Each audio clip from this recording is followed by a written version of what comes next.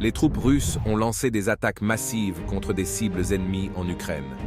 À Kiev, des explosions se sont produites, notamment dans les districts de Fastovski et Boukansky. Un incendie s'est déclaré sur les lieux. Dans la région d'Odessa, les infrastructures portuaires près d'Izmaïl ont de nouveau été attaquées.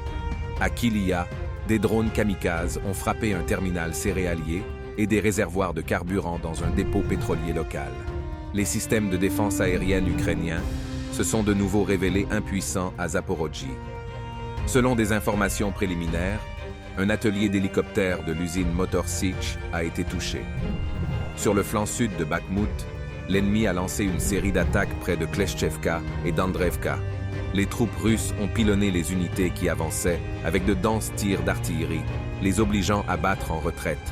Un missile ukrainien lancé depuis Druzhkovka est tombé, pour des raisons inconnues, et a explosé sur le marché de Konstantinovka. Selon les dernières informations, 17 personnes ont été tuées et plus de 30 ont été blessées. En DNR, les troupes russes ont réussi à prendre le contrôle des positions ukrainiennes près de Krasnogorovka. Cette progression réussie a été facilitée par l'utilisation active de drones d'attaque contre les personnels et les équipements ennemis. Les troupes ukrainiennes continuent de mener des attaques, notamment avec des armes à sous-munitions, contre des zones peuplées de l'agglomération de Donetsk.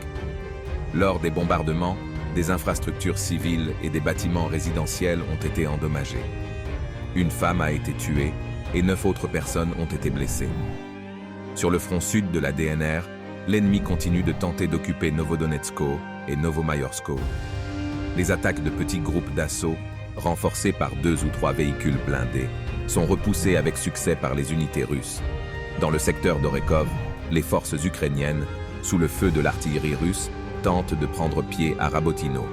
Les troupes russes ont suspendu leurs attaques sur le centre du village et tiennent leur position défensive à la périphérie sud.